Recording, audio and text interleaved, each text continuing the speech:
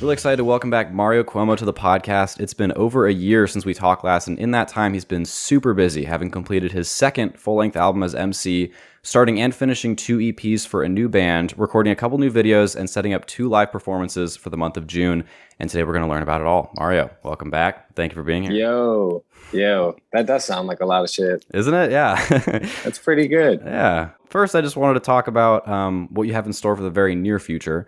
You mentioned recently that you'll be spending more time in LA starting pretty soon. Are you moving there? Like, what do your plans look like for that? Yeah, it's kind of looking like that. I've been spending more and more time out there recently, and just enjoying myself.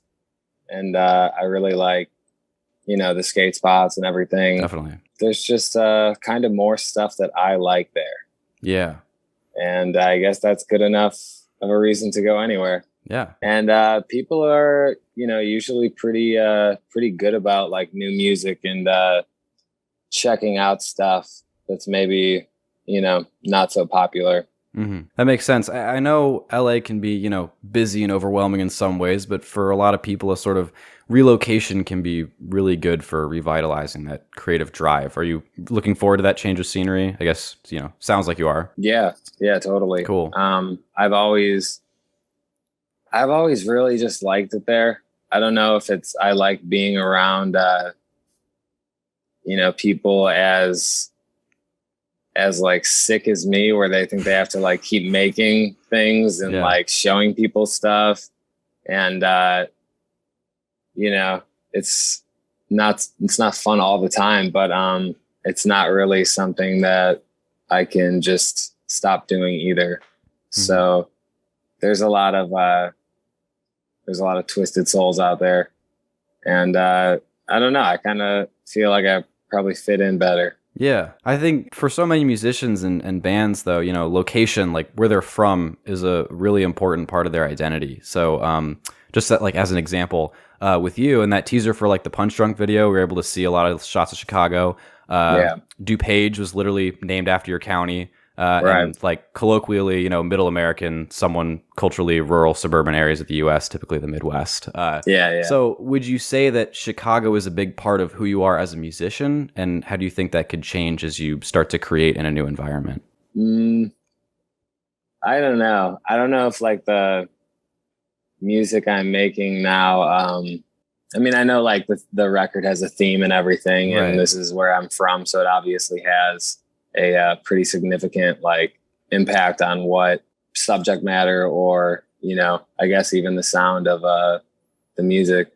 But I don't know. I think it's been long enough where I could probably exist anywhere, like whatever impact, geographically growing up here and, all the years that I've spent here is, definitely made me who I am. And I think I could probably take that pretty much anywhere. And maybe it has its own distinct sound, or someone from another state could maybe, hear that that's where I'm from. But to me, it's not as easy to distinguish, because it's just like, the stuff that I'm making. I don't know if it sounds like Chicago or Illinois, but I think that I'll just kind of always have that with me, no matter where I decide to, open Logic. Yeah. And do you think that for you, you mentioned like, okay, growing up, obviously, where you grow up has a lot of influence on everybody, for the most part. Do you think that in recent years, or just with your most recent releases, do you think it's had a lot of influence on your music, or are you just saying that, you create what you create, that's the sound, and it changes with you? I think maybe recently in the last couple of releases that I've been a part of or have coming out, right, I might have put more location into it purposely, as kind of, if I am leaving, maybe I kind of wanted to get all of the nods to, my upbringing kind of like in there. Yeah. Like kind of cram them all in. So But then there's, the second DuPage EP has like very California sounding shit because I was there for a good chunk of the writing process. So it's not totally like this Midwestern sound, but you'll see. I mean, you'll see when that comes out. It's a little bit different than the one before it, but still good. Awesome. Yeah, I'm looking forward to that one. But yeah, big news, moving away from Chicago to LA. So obviously you have a couple upcoming shows in the month of June down there. So there's one in Santa Ana, one in LA. It's a pretty big deal. If I'm not mistaken, that'll be your first time playing for an audience since like 2018. Is that right? Or have there been other times? Yeah, I didn't do the math because I didn't want to freak myself out anymore than I already am. But no, it'll be fun. It'll be a experience, and some cool bands just hit me up and were like, hey, if you're doing anything out here, we're down. We'll jump on it. So found a couple bands to get on the show, and I have one of them's my first headline show, and the other one is like a street festival. Awesome. In Santa Ana. That's gonna be indoors though as well, which I'm happy about. Mm-hmm. But yeah, those should be really cool. And I mean, Southern California really does have a shitload of little venues, right? Like a ton, and like that's what I need right now. Yeah. So that's it's a good place to have like a jumping off point. Yeah. And we'll see how long I stick around there. I don't know. Well, cool. That's a cool little like new chapter in your life, your musical career. So that's really awesome. Yeah. When we spoke last, you were just shy of 2 years sober. Now, recently 3 years. Congratulations, by the way. Thank you. Yeah, and you talked about the stress that comes with playing in front of an audience without any help from alcohol. Is that still a concern of yours? And how are you feeling about it all now, less than 2 weeks out from your first of those performances? Yeah, I'm extremely nervous about that. Yeah. And don't want to freak out or anything. But I've been, doing everything I can to have a tight set and rehearsing a lot. And I'm kind of putting more time into it than I think I did in the past.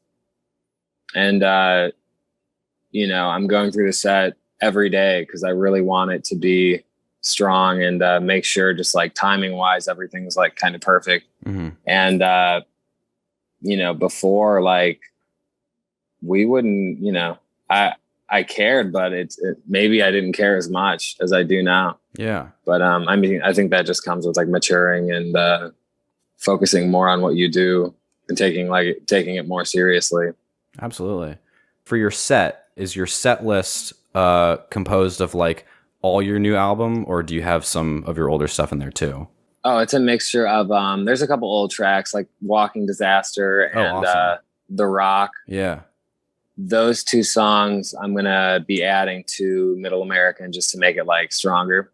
Cool. And, if that release is going to get more ears behind it, then those couple songs that I'm really proud of can get a better release.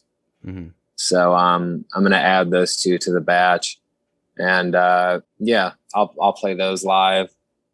A couple songs from End Times. And then mainly it'll be tracks off Middle American. And I was like, fuck.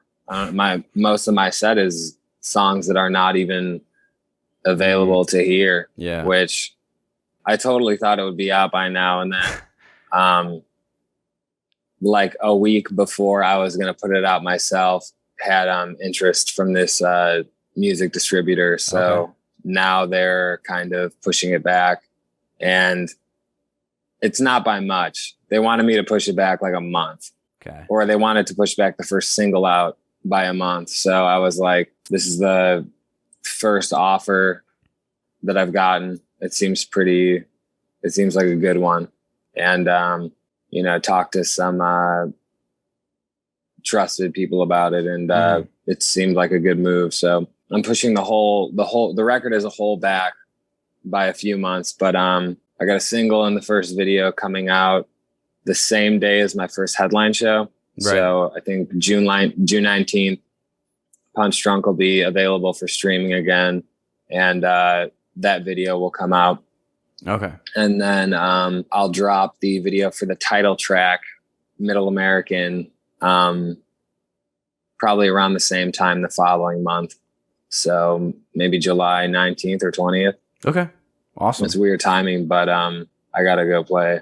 So absolutely. Okay. Well, yeah, that's cool that you're finally doing that. Yeah. Just to get a better sense of the timeline, this music distributor, they wanted to push it back a month. Is that recent, or is that like it's coming out soon and it would have come out already if they hadn't done that? So I was gonna drop the entire album just because I've been sitting on it for like a year. Yeah. I was gonna drop the entire thing on June 5th. Okay. And it only would have been like, I think 7 songs. And because I cut it down a bit because I thought that there was some filler. Mm-hmm. And now it'll be, like 9 or 10, but it's probably not going to come out till maybe even the fall. I mean, I don't know how long they want to wait. If we're dropping a single in June, July, whole record August, whole record September, maybe a third video August. Okay. Yeah. And just kind of lay it out like that. Okay. Now, remind me, was I don't know if you remember, but you had actually sent me a link to these songs back in like September. So it's been a while. Link doesn't work anymore, so I haven't. It's been a long time since I listened to it. But was Manic Romantic on the album? I don't remember. No, that's just that was just like a one-off song that I'm not gonna add it to the record just because I don't know, maybe sonically I didn't think that it was made sense to, I don't know, maybe it just didn't fit exactly like the others to me. Yeah, something about it. I really like that song, and I know some people like it, but I'm just gonna leave it as its own kind of standalone single. Sure. Great. And in that time, you mentioned that, you took some songs out, put some songs in. Have the songs themselves that remained, have you changed them at all? No. Okay. No, the ones that like made the cut, I mean, I'm not sure, which ones I sent you like a year ago, but a few of them or a handful of them might be gone. Uh-huh. But I just kept the what I thought was the best of the best, and definitely. Hopefully it ends up to be like a pretty strong 9 or 10 song record. Awesome. And I could go out and play it more. Yeah. And last time we talked, that reminds me, you mentioned the importance of I guess restraint when completing something like an album, resisting the urge, to like mess around with it and just leaving it be if it's something that's sitting for a while. So was that a challenge for you in this situation? The hardest thing that the thing that I have most trouble with is just like not releasing something once I like it, like right away. Yeah. I have done that before, and sometimes it's just not the best move, especially when you have like an offer come in or somebody that's interested in getting your songs to more ears. So I kind of had to just like pump the brakes and reevaluate the whole kind of body of work. And that's just like personally that's what I have the hardest time with, is like once I have something that I like, I just want it to be out and move on. And a lot of those times, good songs won't stick. Yeah. They don't always stick just because they're good. Yeah. And or like go viral or whatever, which is like a scary word. But I don't know. I think I stepped back and gave it enough time. Sitting on most of these songs for like a year is more than enough. Oh, absolutely. And I'm fortunate that somebody is going to help me, get the video, seen by more people, give the songs the proper release that they deserve. And we'll see what happens with that. Awesome. Maybe I'll be like, damn, they didn't do anything for me. I hate this company. And then I'll go back to just shitting out songs on my YouTube every week, but we'll see. Another learning experience regardless. Yeah. And in your own words, how do you think this new album is going to differ from your first release? It's been a while. It sounds like your tactics have changed a little bit. So what do you think in terms of like the difference that people will hear sonically? Well, they should, because the first one was made on an iPad and that's not like a whole ton of gear. Right. And like, you know, whatever. I'm a little bit of like a minimalist or whatever. Or no wave. I was listening to somebody define no wave the other day, and I was like, this sounds like me. And then I was like, so I'm gonna add that to like my bio. This neo no wave, alternative pop fusion, whatever it may be. I like that. But yeah, neo no wave. It's starting this summer. Okay, with you. And I'm at the helm. But fuck. What was the question? It was just like how the albums are different. Your two. Oh yeah, that thing was just made on a fucking iPad, right. And I was, you know, it was like such a learning process. Like I was still like I was like in a infantile elementary state of learning, really, and I still like some of those songs. I still like how some of those turned out, but you know, it's like when you go back and watch a director's first movie or something, and you're just like, there has to be a jumping off point. Yeah. And like, hopefully there's like, you know, cool parts of it, but you really have to start somewhere. And, you know, I'm no different than anybody else. Just because I was like, I used to, you know, sing in some band doesn't mean that I didn't have to like start from scratch or, you know, start from the same place where everybody else does when it comes to recording and, you know, doing something by yourself. Yeah. And with the different projects that you've started, how do you just like find the resources and the ability to just say like, you know what, I want to do something with a band now, or I want to do something by myself? That was as simple as had an idea for a song, tried the idea for a song. Okay. And it turned out what I thought was really cool. And then just looked at the, you know, two guys that I was recording with. And I was like, should this be its own thing? You know, like my main focus was making, you know, solo music under MC. And it still is. But at that moment when those DuPage songs started, I had this really good, you know, like first song on my hands that was like obviously a band song. Right.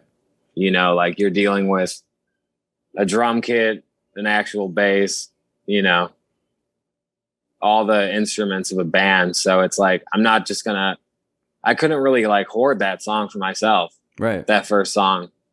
And, which was Disco Days. And I was like, fuck, this is really cool. And then I looked at them and I was like, should this be like its own thing? Like, should this be a new project where when we get together, because I was already recording with them on a bunch of shit for like a couple of years. Okay. And we never tried a project. So I was like, you know, we're fucking meeting up anyways. And we work pretty well together. So, you know, let's start a project and just see how many we have. So we, you know, had like whatever 5 songs. We're like, okay, this is a pretty cool EP. And just put it out. And then I went to LA and spent some time out there and came back. And I was like, they were like, hey, you got any other song ideas? And I was like, yeah, I actually have a couple that could be, you know, good rock and roll songs. And so we did that. And there's going to be 5 more. Okay.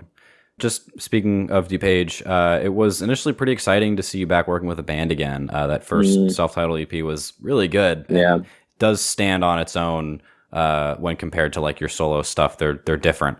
Yeah. So totally different. Oh yeah. So you have that other EP planned to come out soon. Sounds like that might be it for the band though, which is disappointing. I did want to ask about that, but first, what can we expect to hear from that EP? in terms of like, again, just comparing that one to the last one, and influencers were a little different. So yeah, influences were like, I was fucking like, you know, sitting on a beach, like going hiking and like eating fucking $20 avocado toast, you know? Yeah. It's weird. Like it's like, you know, I wasn't partying or anything, but like I was still just like living a little lavishly. Mm-hmm. Not even though it's just so fucking expensive. Like I was just like doing normal things like, damn, I am fucking making it rain at this fucking movie theater right now. And it was fucking really, really fun. Like I was super happy. And yeah, I don't know, maybe it's happier. I don't know. I was just in like a really good place, and awesome.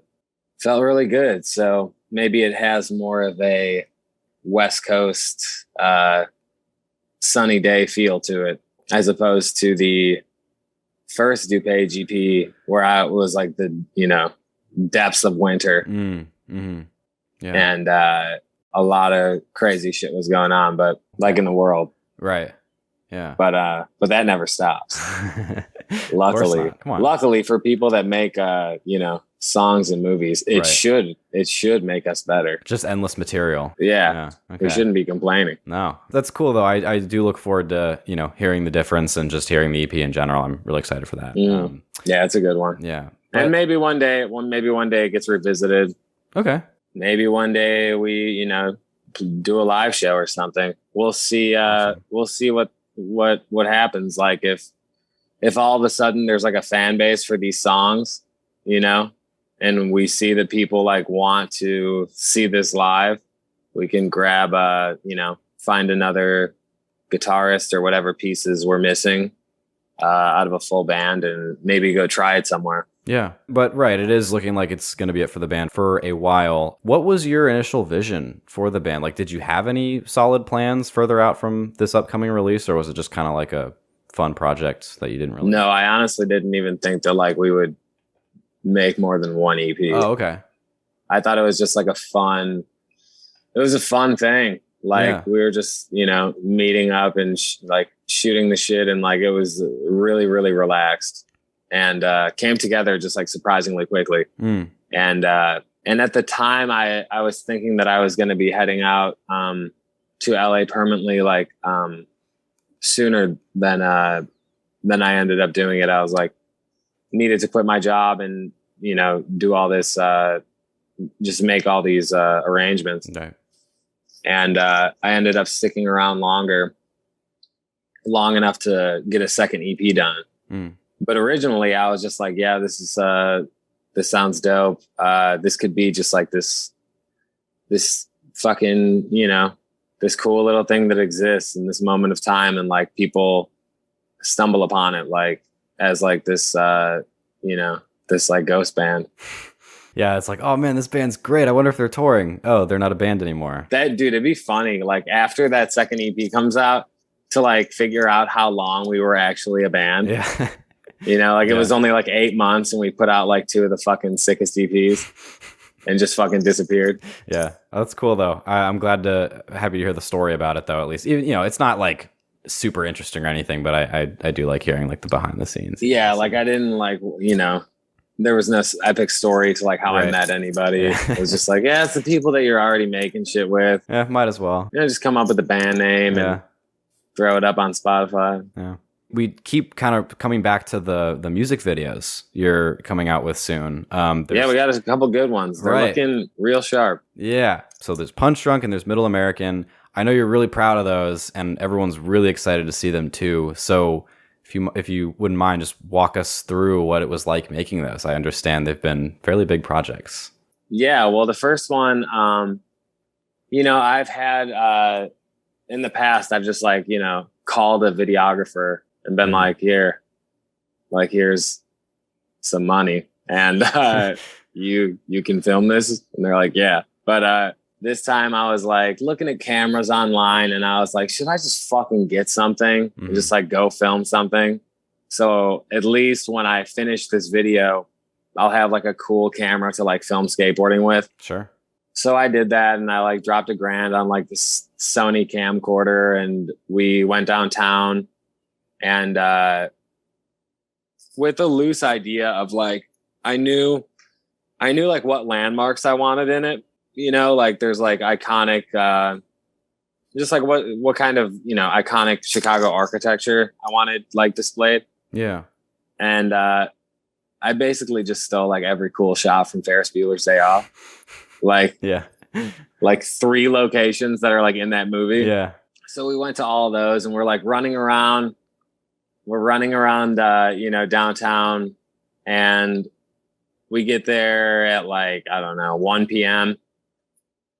And we're just getting shots and walking around the loop. I'm behind the camera, but I need to, get in front of it and do the lip syncing. And we got the fucking whatever Bluetooth speaker, like walking around, like, so I can like make sure I lip sync right. And it was a fucking blast. I was like, oh my God, why didn't I just like go out more and like film stuff myself? Like, like, why did I wait so long to do this? That was a ton of fun. And then we got to the location of the final shot of the video, like just as the sun's going down. Oh. And it's like fucking golden hour. Yeah. Fucking light going behind the fucking buildings. And I just like couldn't be more happy about it. And I got to do it with like my cousin, who's been just like filming more and more, and is about to go to school for that. And awesome. He's just like really, really into, he's an aspiring filmmaker. So that was fun to just be like running and gunning with him. And then the second video was not as hands-on, but my buddy Jay and his like film production crew called Forgotten Genres, they got all these amazing shots. And I shot some stuff remote and sent him a hard drive with all the shit on it. And then some of it was shot in Kansas. Wow. Some of it was shot in Kansas City, New York. I mean, like, it's just like shit from these shots are fucking taken all over the place, but damn. It really came together. And he's just like an amazing editor. He has his first feature length film coming out this year, Mass State Lottery. And the trailer is fucking amazing. He does a movies podcast that I've been on a few times. Mm-hmm. And he just stays really busy, but he said he always wanted to do a music video. So I sent him the batch of songs, and he really liked the like bleakest, darkest, moody piano ballad of the bunch, which is the title track and the closing song on the record. Mm-hmm. And it just looks fucking amazing. Like it's just really, I'm really excited about that. But yeah, both of the videos look tight, and it was really nice to, be more involved visually with something like that, where I had, no experience before. Definitely. Holding a camera or like finding, getting a good shot. But I'm proud of those fucking shots that I fucking shot. The ones that I was behind the camera that made it into the video. I'm like, that's a shot right there. I fucking found that.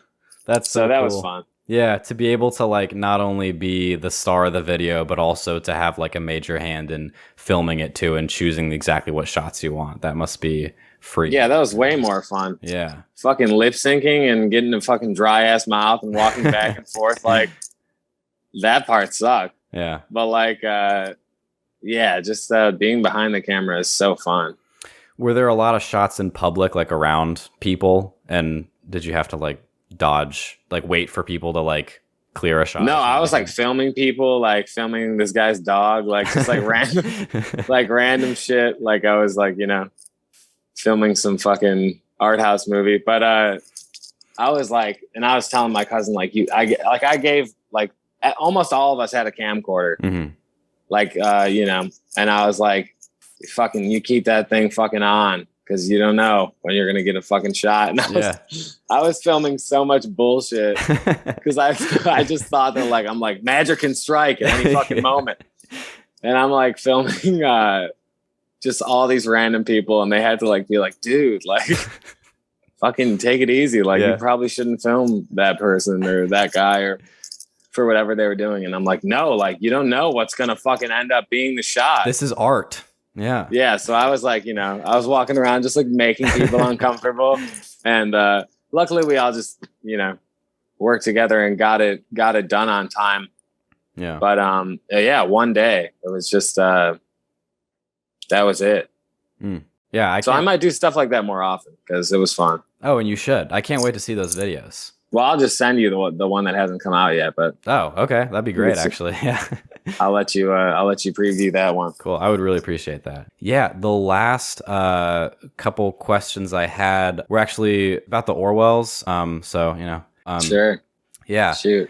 Last time we talked, it kind of looked like the Orwells were getting back together, which I actually didn't remember until watching back over it. You guys had a slightly different lineup, and there was a new full album that had been recorded. You're saying it probably deserved a release on a proper scale and hopefully a tour. So whatever became of that, if you don't mind me asking? Nothing. Okay. Just time went on. Yeah. And that record still exists. We had, I don't even know if we still have it, but there was an opportunity to put it out on a legitimate like platform or a record label. And they just weren't comfortable unless we did what Johnny Depp just successfully did. Yeah. So it's like if Disney was like, hey, Johnny, can you go take care of this in court with this woman that said bad stuff about you?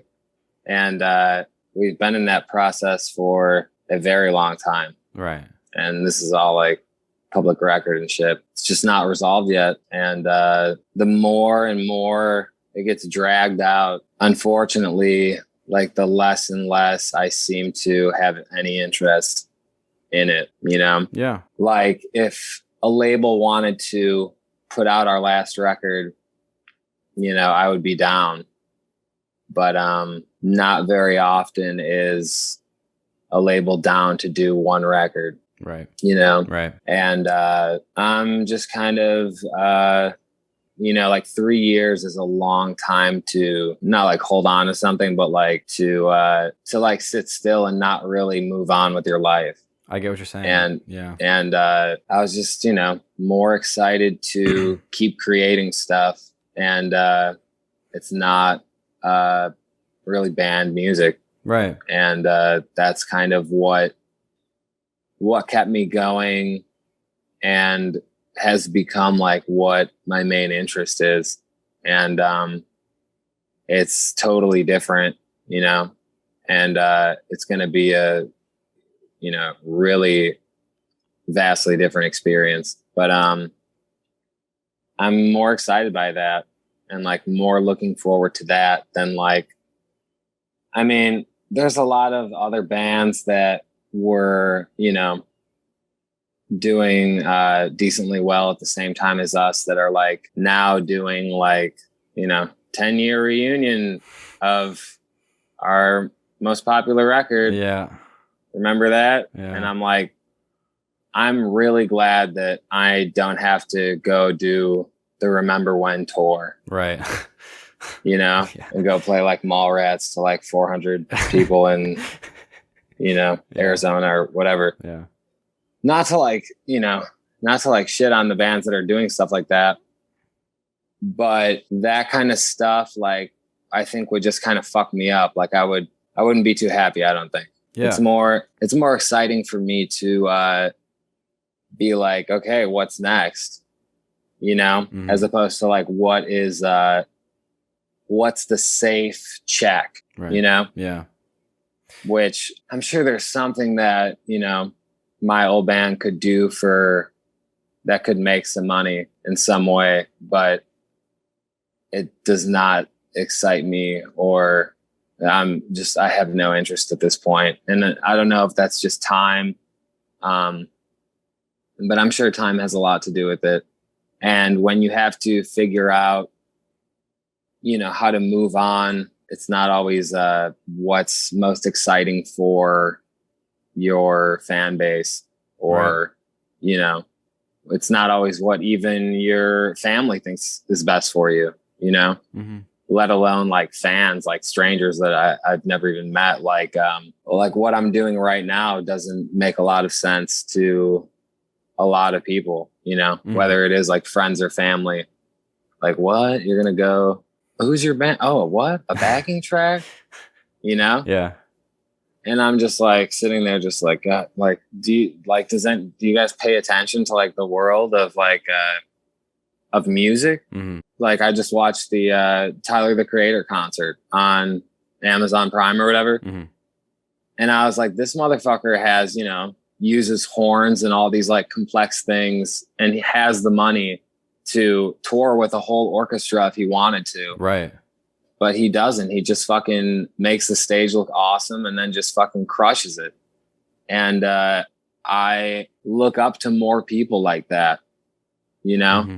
Not so much, my favorite band guys are like dead. Yeah. Like literally in the ground. Yeah. Like, so I don't really look at anybody and go like, oh, I wish I was, next to my shredding guitar player. Like, I don't know. I got so burnt out on that I really think if I was still doing that, even sober, I would probably be miserable. Mm-hmm. Yeah. And I think, I don't know if it's just like that. When you start something so young, like starting a band when you're like fucking 14 or whatever, and then doing that for 10 years, and then, having to go through jump through, flaming hula hoops to even be able to get together and, play a small club or have somebody put out a single is just like, no, I'm sorry, but I don't have any interest. Yeah. Like that's where it fucking got to. And, I don't know if like more time has to go by to the point where we're like, can all look at each other and be like, should we just put this thing out for, give it like a proper like burial or whatever, yeah. Like really like put the hatchet in it. But, I don't know, maybe we'll do that in I don't know, a couple of years. But like if a record company reached out and was like, hey, this last record is really good, you want to come make 5? I would be like, no, yeah. Not even for a steady paycheck would I enjoy doing that. Which is like, people are probably like, dude, what are you talking about? Like you had fun in a band for so long. Like, why do you not want to do that anymore? And I don't know. I think I just like really want a vastly different life. Yeah. And it doesn't really have anything to do with rock music and like shit like that, like crowd surfing kids and shit. Like, I don't know. Maybe I would find that annoying now. Like, honestly, like I don't know if I want to just like get hit with beers and shit. Yeah. Like I don't. No. It was a lot more fun when you were like, drinking as many of them as you could. There you go. Yeah. And chucking them back. But I don't know. It's just like really happy to move on. Definitely. Yeah, I can imagine, trying to force something with an old band that's really been dead for, 3 years or more. It just doesn't it's not the natural trajectory of anything, No. People change, and the bands they're a part of change with them. And I think too often listeners are quick to judge bands who just want to go in it, or just artists who just want to go in a different direction. It's like, I love your old shit. Like, just keep doing that. Why don't you keep doing that? It's like, well, yeah, like that's not going to be me forever. Yeah, like you just keep wanting. It's like a drug addict. Yeah, just the same thing every time. Like trying to fucking. It's like trying to fucking lasso a bunch of drug addicts. It's hard. Well, some of them are drug addicts, right? Yeah. So maybe they don't even know what they want. But yeah, dude. I think I'm about to have a lot of fun trying something very new, exciting, and scary. Absolutely. Yeah. With nothing to cushion the fear. Yeah. That just sounds really fun. Just embrace the fear and just. Yeah. Like I'm going to try this new thing in a room with like maybe 20 people in it. Yeah. If it's less than 20 people, I'm going to really be fucking bummed, but we'll see. Yeah. We'll see how it goes. Yeah. Well, you were saying too last time that, maybe it's good if I think you said like 3 people. If there's like 3 people in the room, maybe that's good because it's like a slow re-entry into the world. Look, I already playing things live. I'm already getting greedy. Yeah. A year ago, I would have settled for 3. Right. Now I'm like, if there's not 20, I'm for sure gonna fucking kill myself. Uh-huh. I mean, it's gonna be a shock to the system. That's for sure. Yeah, I can imagine. Just with the. Yeah, I won't talk about it anymore. I won't stress you out with anything. But yeah. No, I got to get ready for it anyway. Okay, yeah. It's all good. I did have one other. You kind of answered it. Orwells related question. So, and I might be confused here, but you've got that album you recorded like, I don't know, a year and a half ago or whatever. There was another one, right? With like. That's the only remaining Orwells record. Got it. Yeah, there's just one. Okay. It's I think it would technically be the 5th, right? Mm-hmm. Okay. And it sounds pretty fucking like it's done. Like it's mastered and everything. And I have all the files, and I'm not gonna do what I did the last time. Bummer. Which was bummer for everybody, right? Yeah. If I was just dude, I was so passionate about it when I did that. Yeah. Like, and everybody was mad, but I mean, I was so fucking passionate about that album and that band and like, that moment in time that I did something crazy like that, like leak an entire album that took, years and how many hours or, whatever to finish. And I think that kind of says something that kind of shows like how my passion for that is gone. Yes. Because I'm like sitting on these songs and I can look at the files and be like, Yeah. Yeah. Like, I'm not like, I'm going to fucking like, dude, I was on one when I fucking leaked that self-titled album. I was like fucking running for like a bunch of shit happened. And I was like running through the rain with a laptop. Wow. And I was going to break it in half because someone came to my house to make me take it down. And I was like, I'm not doing that. And I fucking like ran around them with my laptop. Wow. And like went down the block and it was like pouring rain. And I'm sitting there trying to like get the tracks back up. Cause I think they took down like 1 or 2 of them. Uh-huh. And I was sitting there in the rain trying to get the tracks back up, like sitting in a fucking alley on the cement, just getting poured on, laptop just getting soaked. And it's not, and then I realized like I don't have Wi-Fi anymore. I'm fucking 2 blocks away from my fucking router. And my cousin just walks up to me just like, it's okay. You can keep him back up. But I had to try. He was like summoned. He was summoned to try to get me to take the record down. Yeah. And I was like threatening him. I was like, I'm going to snap this laptop the wrong way. So I can't possibly do that. So I can't take the record down. But that just goes to show you how fucking in it I was. Yeah.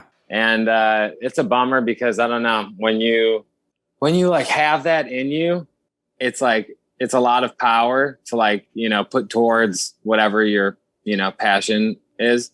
But when it's gone, it's gone. Mm-hmm. Yeah, You there's know, nothing you can do about that. like I'm no longer like, I don't want to fucking go to war for that shit anymore. Mm-hmm. Because in a way, like I wasn't allowed to. Mm-hmm. You know, when I really wanted to, I was not allowed to go to war for that band. And now, if in a few months or a year, somebody was like, all right, it's time to suit up, I would be like a military guy that has like came to his senses and was just like, I'm not going back into shit. Yeah. Like, you know, like, are you crazy? Yeah. You know, Yeah. what am I fighting for? So that's that. That's a fucking movie, though. Wow, you didn't tell me that story before. Yeah, there was a couple movie moments in there. Wow. It got pretty brutal, but you have no idea, dude. Like I locked up my house. Wow. I barricaded myself in there. Fucking took out my fucking phone battery. Like I was on one. Like I'm putting this record up, and then nobody is gonna be able to talk to me. Like and they came. Wow, that's funny. My and own, then, like my own people. Yeah. They came for me. On the other side of things, we were all just like, "Oh, cool, a new Orwells album." Yeah. So we were all just like psyched to hear it, and you're over here. And that's all. going through all I wanted to. Yeah. That like.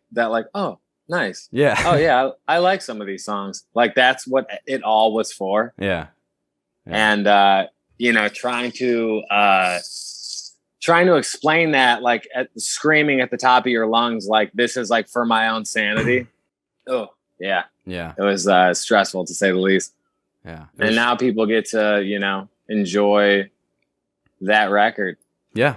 Exactly. I had to have a very stressful day, but you know, those songs have probably done a lot for people. Absolutely. And it's made my band some money streaming that they were pretty happy about. And then all of a sudden they were like, was that a big deal that you even did that? We're kind of glad you did that. And I'm like, okay. Yeah. All right, guys. Okay. Well, I'm glad that I was able to get some clarity on that. So thank you. Yeah, I'm sure people want to hear about that. Yeah, they'll just fast forward to this part of the video and then they'll be like, all right, that'll be the first comment. It'll be like 45 minutes, 32 seconds. He talks about the last Orwells record. You're welcome. Yeah. As we talked about earlier, there's a long list of things you've been working on recently, lots of stuff to be proud of. What are you most excited about in terms of the near future? That's cool. That's a cool question. Good. Probably just having a tight set, like having a set that works. Yeah. You know, whether you're a fucking comedian or whatever, like when you have a batch like that just goes over and like a crowd enjoys it. Just like having that in your pocket and like knowing like, oh shit, like I can go to any venue and fucking do this and people will probably think it's cool. That's sick because that just like, you know, that opens my eyes to, I've already been like hitting up, like, you know, fall festivals and like street festivals and, just stuff that I always like enjoyed.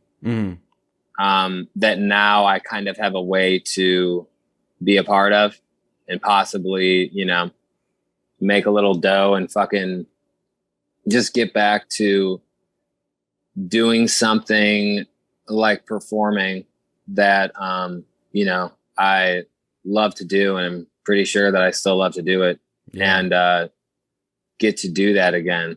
There's nothing more exciting to me or, you know, more important right now than being able to have that exchange where like somebody sees it and they're like, you know, wow, that was cool. And I'm like, yeah, it felt really fucking cool too. And, you know, those moments, it's just like, that's all I kind of am looking forward to, but it's so important.